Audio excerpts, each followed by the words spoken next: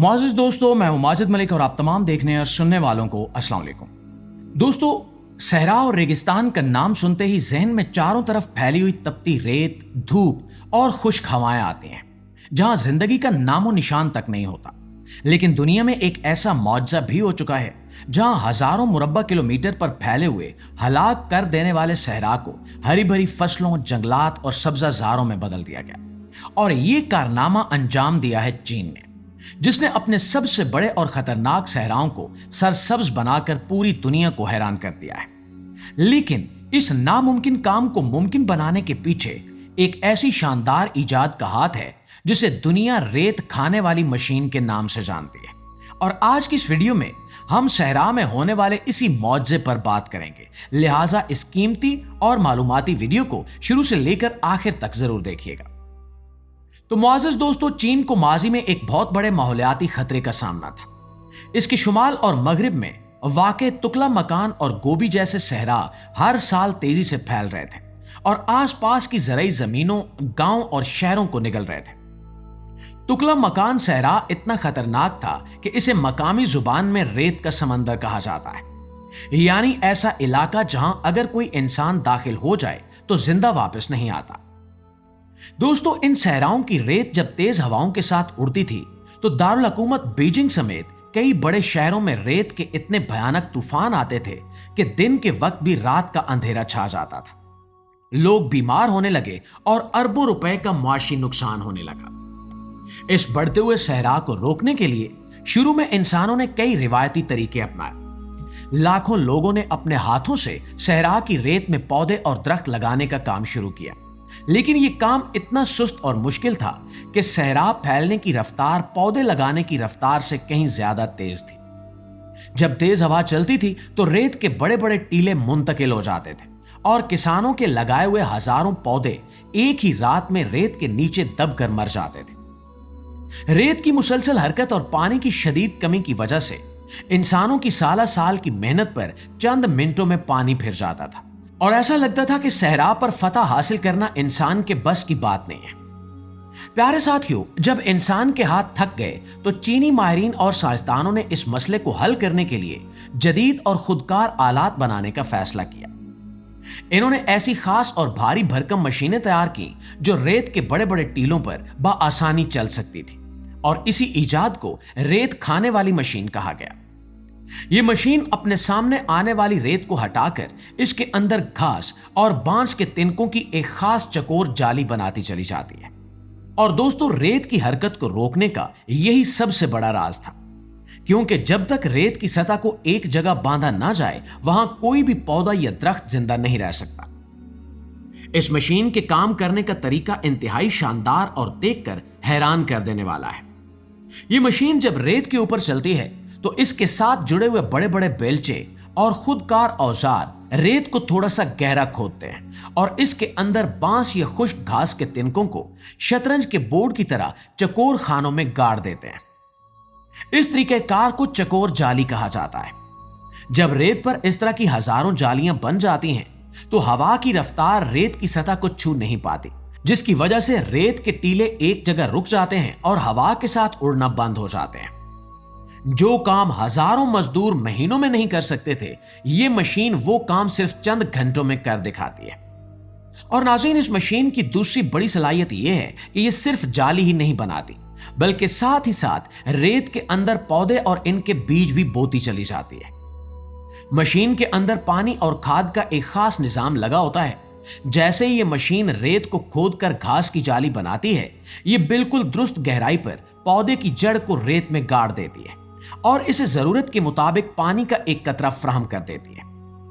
इस खुदकार निजाम की वजह से पौधे की जड़ को जमीन के अंदर इतनी नमी मिल जाती है कि वह तेज धूप में सूखने से बच जाता है और अपनी जड़ें रेत के नीचे गहरे पानी तक पहुंचा लेता है। और दोस्तों, अगर हम रफ्तार और कारकर्दगी का मवाजना करें तो इंसान अपने हाथों से एक दिन में बमुश्किल चंद मीटर तक ही जाली बना सकता था, लेकिन यह खुदकार मशीन एक ही दिन में कई किलोमीटर के इलाके पर जाली बिछाकर वहां पौधे लगा देती है। इस मशीन की वजह से सहरा को सरसब्ज बनाने का काम 100 गुना ज्यादा तेज हो गया। और प्यारे दोस्तों, सिर्फ मशीनें बनाना ही काफी नहीं था, बल्कि सहरा के सख्त और खुश्क माहौल में कौन से पौधे लगाए जाएं, ये इंतखाब भी एक बहुत बड़ा चैलेंज था। माहिरीन ने ऐसे सहराई पौधों और झाड़ियों का इंतखाब किया जिन्हें बहुत कम पानी की जरूरत होती है और इनकी जड़ें रेत के अंदर कई मीटर तक गहरी चली जाती हैं। इन पौधों की जड़ें रेत को अपने अंदर इस तरह जकड़ लेती हैं जैसे कोई मजबूत जाल हो।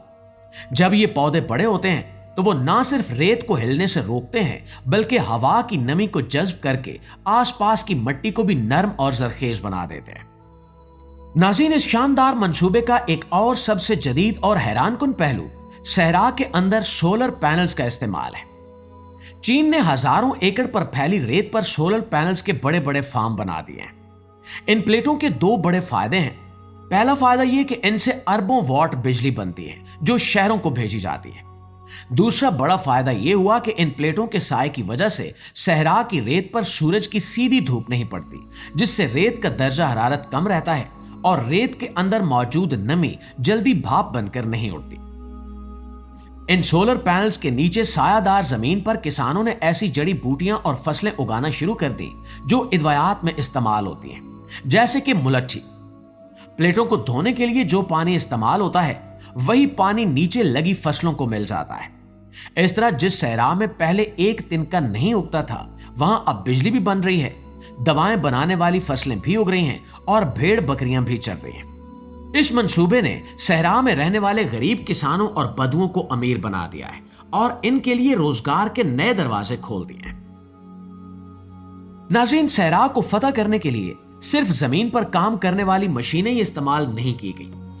जिन पहाड़ी और मुश्किल इलाकों में रेत खाने वाली भारी मशीनें नहीं पहुंच सकती थीं, वहां उड़ने वाले आलात के जरिए फिजा से बीजों की बरसात की गई। इन बीजों को मिट्टी, खाद और पानी के एक खास गोले में बंद किया जाता था ताकि जब वो रेत पर गिरे तो बारिश होते ही खुद ब खुद उग गए। इसके अलावा सैटेलाइट्स के जरिए रोज सहरा का मुआयना किया जाता है ताकि पता चल सके कि कहां सब्जा बढ़ रहा है और कहां मजीद पौधे लगाने की जरूरत है।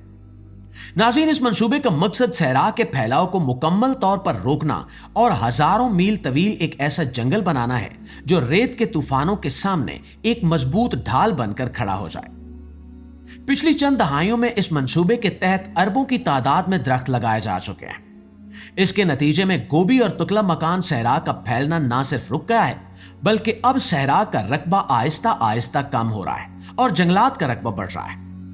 दुनिया की तारीख में ऐसा पहली बार हुआ है कि इंसान ने किसी इतने बड़े सहरा को पीछे धकेल दिया हो। और दोस्तों, इस शानदार इनकलाब के असरात अब वहां के मौसम और माहौल पर भी वाज़े तौर पर नजर आने लगे हैं।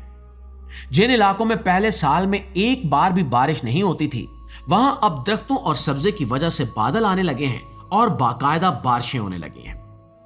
बीजिंग और दीगर बड़े शहरों में आने वाले खतरनाक रेत के तूफानों में 80% तक कमी आ चुकी है। हवा साफ और पुरसकून हो गई है और जो परिंदे और जानवर सहरा की वजह से इस इलाके को छोड़ गए थे वो अब दोबारा नए जंगलात में वापस लौट रहे हैं।